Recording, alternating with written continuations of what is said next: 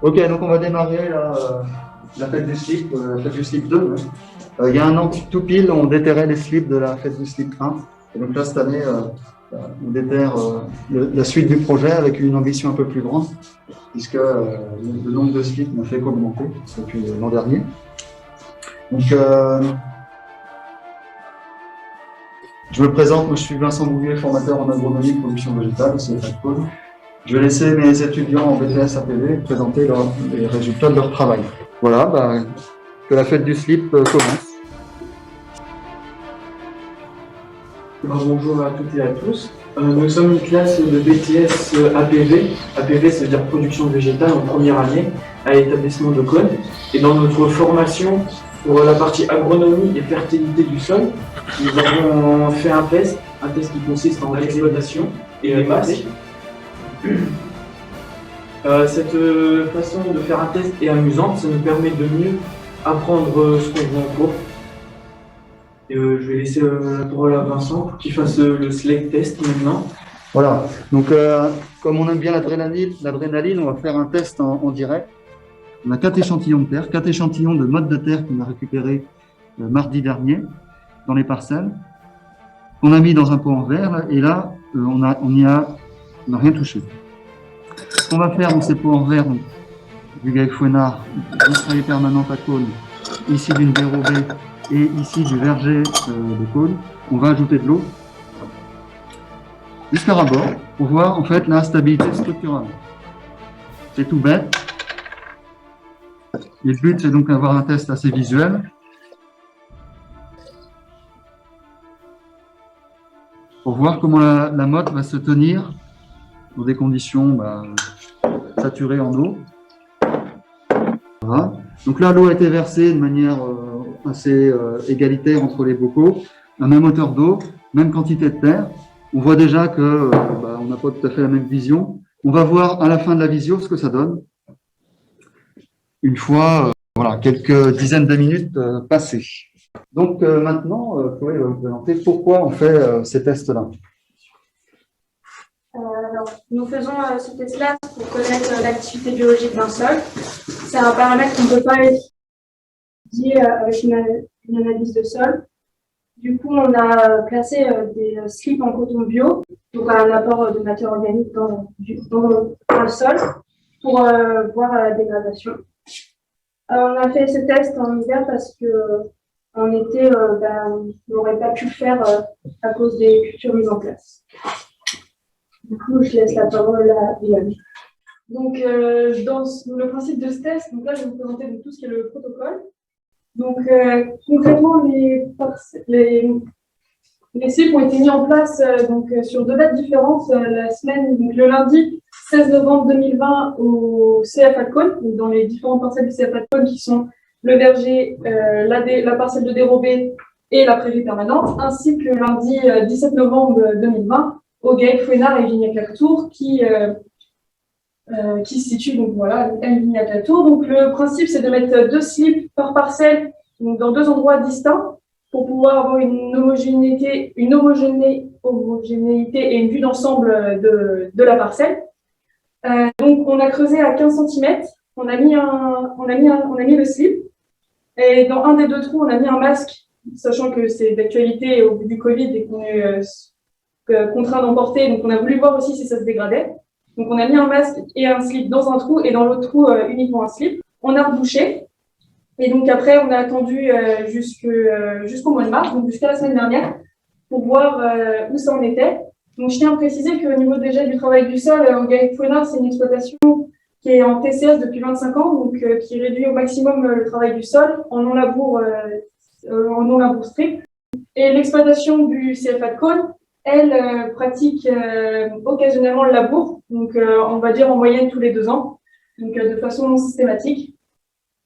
Et donc ensuite, donc à la suite de tout ça, on a fait aussi plusieurs tests. Donc après avoir déterré les slips, on a fait un test beige pour pouvoir faire un comptage de vers de terre, donc on en a fait 2 pour avoir une aperçu de la parcelle.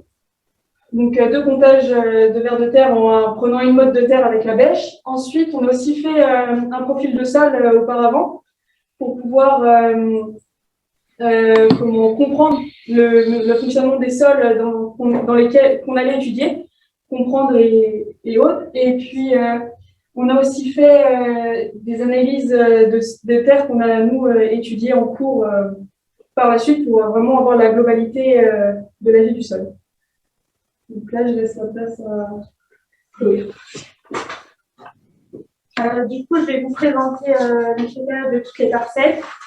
Alors, le slip 1, on l'a mis à Évignac-la-Tour. Alors, le cas, c'était un blé précédent maïs. On n'utilise que des TSCS. Il n'y a pas de labour depuis 20 ans, 25 ans. Rotation méthode maïs céréales. Alors, où est située la ville de Cône? Alors, Cône est là et Évignac, voilà. Du coup, c'est le cycle 2, on l'a mis dans une prairie permanente. Alors, l'ITK, c'est pâturage uniquement. Il n'y a aucun amendement et aucun travail du sol qui est fait. Le slip 3, on l'a mis dans une parcelle en dérobé.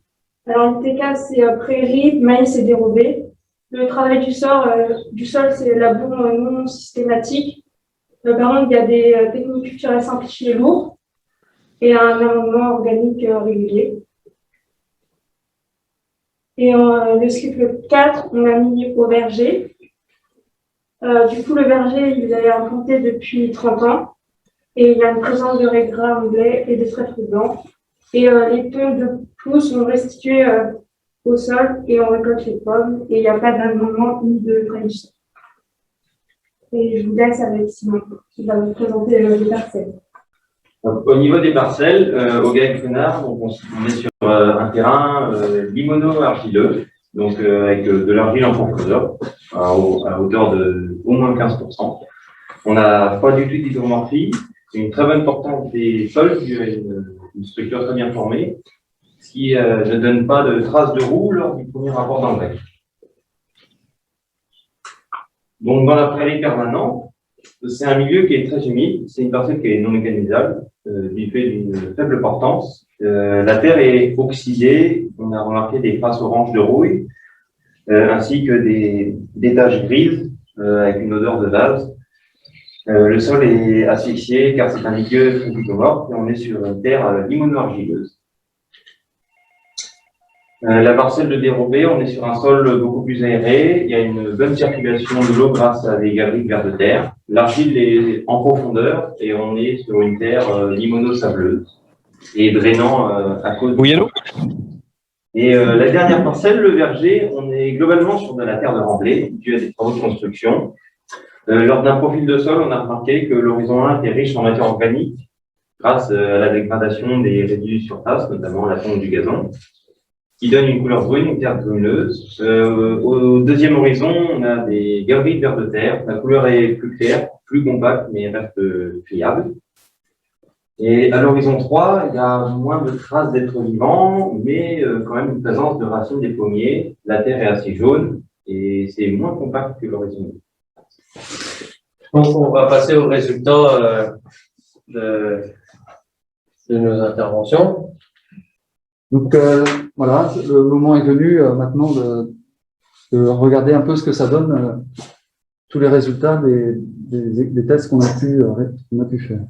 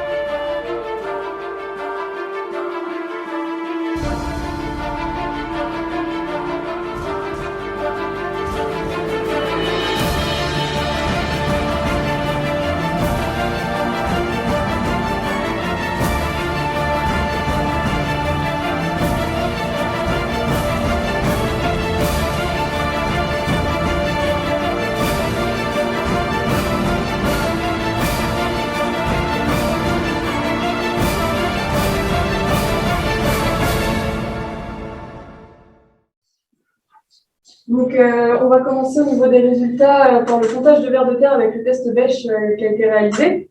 Donc, au niveau de la parcelle, au niveau du slip numéro 1, donc la parcelle du GAEC Fouenard, on a fait donc 2 prélèvements. Dans un des 2 prélèvements, on a compté 15 vers et dans l'autre, on a compté 18.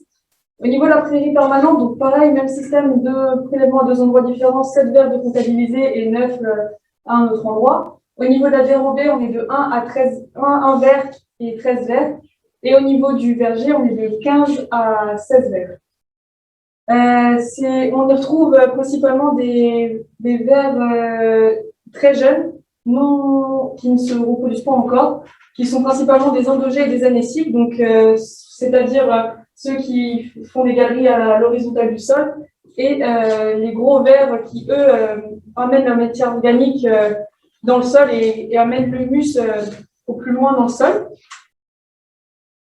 Et donc ici, on a plusieurs photos en bas de ce qu'on a pu retrouver dans les sols, donc des vers de terre, ici qu'on a pu retrouver, du topin aussi, qui est un ravageur des céréales, et ainsi qu'un zabre qui, lui, est aussi un autre ravageur des céréales qu'on peut retrouver. Donc alors pour les slips, c'est des slips 4XL blanc en coton. Donc pourquoi blanc? Parce que dans le blanc, il n'y a pas de teinture, donc ce n'est pas dangereux pour la terre et les bactéries. Donc le contexte. Alors donc au GAEC Fouesnard, nous avons mis 2 slips. Donc on peut voir que le premier slip ici à gauche est nettement plus dégradé que celui de droite. Donc celui situé à droite était placé à environ une vingtaine de mètres de la barrière. Et la terre était plus tassée, donc la dégradation a été moins bonne qu'en plein champ. Donc il y avait une présence de vers de terre plutôt normale dans le champ. Donc dans la prairie permanente, sur les slips, on peut observer qu'ils ne sont pas dégradés et qu'ils ont une teinte orange, donc dû au fait que la terre soit oxydée. Voilà. Et il y avait une présence de vers de terre plus faible qu'au GAEC Fouesnard. Donc sur la dérobée, les slips sont bien dégradés dans les 2 cas. Il n'y avait pas forcément une présence de vers de terre importante, mais bien dégradée. Donc dans le verger, les slips sont pas dégradés comme dans la prairie permanente, et pourtant il y avait une présence de verre plutôt normale. Je vais maintenant vous présenter les résultats des masques. Les masques sont composés à 100% de microfibres de polypropylène. C'est des microfibres de plastique. Et on voit bien qu'ils n'ont pas du tout été décomposés, juste tachés par la terre, parce qu'en fait, les micro-organismes du sol et les vers de terre ne se nourrissent que de matière organique. Et du coup, aucune dégradation dans aucune des parcelles n'a pu être remarquée, ce qui montre qu'il faut vraiment qu'on évite de polluer avec nos masques vraiment pas. Donc on va jeter un petit regard sur les bocaux là qu'on a mis avec la terre qu'on a mis dans les bocaux et avec de l'eau. C'est bon, ouais.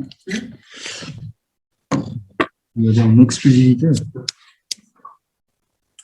Donc pour rappel, ici on est au GAEC Fouesnard, prairie permanente, dérobée et le verger. Ici. Donc, vous voyez que bon, en peu de temps que le test s'est fait, on voit pas, ça n'a pas eu le temps non plus d'évoluer énormément, mais tout de suite, on remarque la parcelle ici en dérobée, l'eau est tout de suite colorée avec des particules de terre qui sont mélangées à l'eau. Sans doute une stabilité structurelle beaucoup moins bonne. Sur les autres, on voit que l'eau est relativement claire. Cependant, les mottes ont quand même tendance peut-être un peu plus à se disloquer ici et là, donc en paix permanente et verger. On a dans les trois autres là, beaucoup de racines qui font que la terre est bien retenue. On a des mottes qui sont bien tenues par les racines. Au verger, par le régras, le trèfle blanc. Dans la prairie permanente, on est un peu sur la même chose, beaucoup de graminées, un chevelu racinaire assez dense, donc une bonne stabilité dans les 2 cas. Et ici, avec une bonne vie biologique et aussi un bon enracinement de la céréale, vous voyez que la motte se tient parfaitement.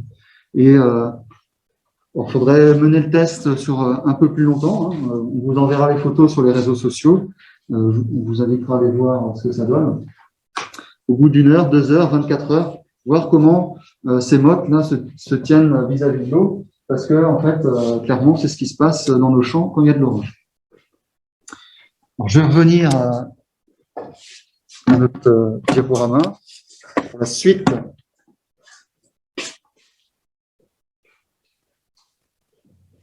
Ensuite, les diapos. Je vais vous faire un petit global de ce qui a été présenté. Comme vous pouvez remarquer, pour les masques, il n'y a rien qui a été il y a rien qui a été dégradé. Ça montre bien que les masques ne sont pas dégradables. Pour les slips, on peut penser que plus il y a de vers de terre, plus ils vont être dégradés, alors que pas du tout. Quand on regarde les vergers, on trouve un nombre de vers de terre assez important. Pourtant, les slips ne sont pas dégradés. Quand on regarde la parcelle de dérobé, par contre, on trouve assez peu de vers de terre, mais pourtant, les slips, sont dégradés. Et après, pour la prairie permanente, on trouve peu de vers de terre, les slips sont peu dégradés. Ils ont juste changé de couleur. Et par contre, pour le GAEC Fouénard, on voit qu'il y a un nombre de vers de terre assez important. Les slips se trouvent bien dégradés quand même.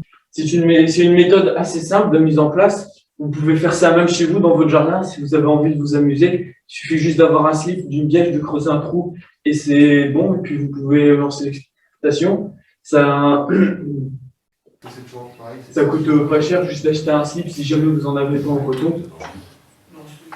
Et c'est une façon amusante d'apprendre la vie biologique du sol aussi. 7,99 € les deux dans un supermarché. Alors les deux principaux concernés, Monsieur Cheny, Monsieur Lebourg, qu'est-ce que vous pensez des résultats, puisque vous les découvrez là en direct? Christophe Lebourg au micro. Comment impressionné, oui, par la vitalité, l'activité biologique du sol, ouais, notamment pour la parcelle où il y a eu des dérobés. Je suis surpris par le peu de dégradation quand même au niveau de la prairie permanente. Ça, c'est quelque chose dont j'avais pas conscience et qui me surprend. Mais bon, lié à la saturation du sol, lié au manque d'oxygène, lié à l'importance de l'eau également dans ce milieu qui a du mal à respirer certainement et où l'activité biologique est entre guillemets étouffée. Donc je comprends mieux en fait avec vos arguments le pourquoi du comment. Mais c'est assez intéressant en fait, c'est une belle illustration de ce qui se passe dans le sol en fait au travers de ce vecteur slip. Ma foi, on comprend mieux ce qui se passe sous la surface. Pierre, est-ce que tu as une remarque sur les résultats de tes slips par rapport aux autres? Enfin non, juste par rapport à la dérobée, si on peut dire, c'était la remarque tout à l'heure de Philippe. C'est vrai qu'on n'est pas sur une terre en culture comme la mienne. Moi, j'ai pas eu de prairie dedans depuis plus de 30 ans, sûrement, à part celle-là. On sort d'une prairie, quoi. Il y a eu un maïs de fait sur une prairie et là, on se retrouve sur une dérobée. Donc, on n'est pas tout à fait sur une structure de sol moyenne en pleine culture qui pourrait être chez les voisins, quoi. Oui, oui, effectivement. Donc, on n'aurait sans doute pas le même comparatif ou les mêmes dégradés de slip sûrement sur des parcelles, ce qu'on voit autour de chez vous, qui sont en culture maïs, classiquement maïs blé, voilà quoi. Oui, quand on a fait le profil de sol, c'était flagrant, parce que l'année juste avant, on avait fait un profil 10 mètres, mais dans d'autres parcelles sans prairie. Et clairement, on a eu beaucoup moins de mal à creuser cette année dans cette parcelle-là, en tout cas sur les premiers centimètres. Parce que on avait de la vie biologique qui fait que grâce à la prairie, oui, était plutôt fertile. Voilà. Que moi, dans ma parcelle, il n'y a pas l'effet prairie. Ouais, voilà. Mais bon, voilà, c'est juste, on fausse un petit peu la comparaison, quoi, mais bon. Et donc, cette prairie-là, pour vous donner une idée, elle est présente à proximité de la Rance. Donc, c'est vraiment la Rance qui, lors de ses crues, vient engorger la parcelle complètement, quoi. Donc, elle est intéressante en été pour le pâturage parce que c'est une parcelle qui reste assez fraîche. Par contre, on voit bien qu'en termes de fertilité, c'est quand même relativement limité. Il y a une question de Stéphanie pour le verger. Est-ce qu'on ne pourrait pas mettre un couvert diversifié? Qu'est-ce que vous en pensez? Un couvert Diversifié. Et là, dans le verger. Certainement que ça apporterait un peu de diversité, ça boosterait certainement l'activité du sol. Le fait de semer quelque chose va faire minéraliser, va faire et booster l'activité, hein, micro-organiques, vers de terre et autres, hein, ça c'est clair. Maintenant, normalement, un verger, ça vit correctement, mais oui, sans doute qu'à un moment, ça a peut-être un seuil de saturité, de maturité, ou je ne sais pas, probablement. J'ai une question, Vincent. En fait, en quoi le pH du sol dans le verger pourrait influencer le comportement, ou du moins pourrait justifier la non-dégradation des slips? On a les analyses de sol, je vais les sortir pour me souvenir. De mémoire, le pH était aux alentours des 6, je crois. Ou... Oui, voilà, c'est ça, c'est ce que j'allais dire. Donc sur la parcelle de dérobé, parce que c'est la première qui me vient en tête, on a 6,9, donc un pH tout à fait correct, ouais, qui est entretenu grâce à l'écholage régulier. Par contre, dans le verger où il n'y a jamais d'amendement, on est à 6,1. Oui, surtout avec un taux de matière organique qui est très faible, quoi. Mais bon. Ouais, non, dans le verger, on a 3,2. 3,2, oui. C'est autant que pour la dérobée. D'accord. Donc, on pourrait imaginer un effet pH, mais comme on a un pH de 6, on est dans des conditions quand même assez bonnes pour le développement des micro-organismes. Je tiens à attirer quand même l'attention sur le fait que voilà, c'est une année de résultat dans le verger. Dans les autres parcelles, c'est déjà la deuxième année. Hein. Et dans le verger, c'est la première année. Moi, je pense qu'il faudrait remettre les slips dans ces parcelles-là pour voir ce que ça donne. Et le sol n'est pas compacté sur ce verger Ben justement, quand on a fait le profil de sol, on voit qu'il y a quand même un peu de compaction en profondeur. Ah ouais. À partir de ça, il y a quelques galeries de vers de terre. En dessous, c'est très, très dur. Après, il y a eu des travaux à proximité. Peut-être que ça a joué aussi sur la zone qu'on a étudiée. C'est peut-être pas le cas partout. Voilà. L'inconvénient du profil de sol, c'est que c'est vrai là où on le fait. Donc, ce qu'on voulait ressortir de cette expérimentation, c'est que un sol qui fonctionne bien, il doit être bon sur 3 points. La fertilité physique, c'est ce qu'on a vu à travers le profil de sol. La fertilité chimique, on l'a vu par les analyses chimiques de sol. Et l'aspect biologique, là, qui est évalué ici à travers les tests du SNIC et comptages vers de terre. Et quand ces trois-là sont réunis, on a des sols qui fonctionnent bien et qui sont tout à fait fertiles. J'ai une remarque sur le nombre de vers de terre. Vous avez fait un comptage en fait des vers de terre, mais en poids moyen ou en taille moyenne de ces vers de terre, est-ce qu'on est sur des données comparables en fait?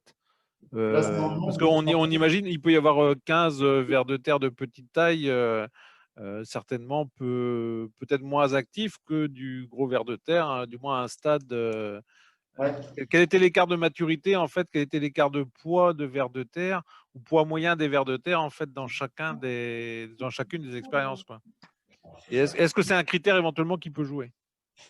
Ouais, effectivement, c'est ce qu'on a dit sur le comptage vers de terre tout à l'heure. On avait plutôt des stades juvéniles sur les trois premières parcelles. Par contre, sur le verger, on avait des gros vers de terre anéciques, c'est-à-dire ceux qui font les allers-retours entre la surface et la profondeur. Oui, d'accord. Donc c'est vrai qu'on n'a pas pesé, hein, clairement, on n'a pas pesé. Mais, sur le verger, par contre, là, en termes de vers de terre, on a un aspect qui est un petit peu mieux.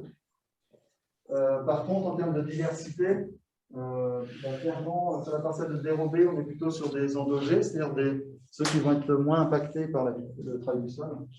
Et sur la parcelle du Geckwena, on avait anécique et endogé. Globalement, plutôt des juvéniles, quelques adultes, mais en poids, on n'a pas fait de mesure de poids. Oui, d'accord. Sur le verger, on devait être un petit peu au-dessus de masse. Donc maintenant, les principaux résultats ont été montrés là, par les BTS-APV. Je tenais à remercier bien sûr les BTS-APV 1 qui ont fait un bon boulot de présentation, malgré le stress et un petit peu d'angoisse, mine de rien. Même si c'est face à un écran, c'est pas en présentiel. Et mine de rien, il y a un peu de trac. Les BTS Axe 1 qui sont de l'autre côté de l'écran, mais qui ont creusé aussi un petit peu pour l'expérience dessus. Pierre Chenu, le Geckwena, Christophe Lebourg qui est aussi en ligne et qui a mis à disposition ses parcelles, Vincent Morfois, Mamet Faouri pour le soutien, et puis tous les politiques locaux qui ont accepté de relayer les résultats de ce projet. le réseau base, à travers Frédéric Thomas, qui est intéressé par les tests, Thomas Garin et Aurélie Dubo pour la communication.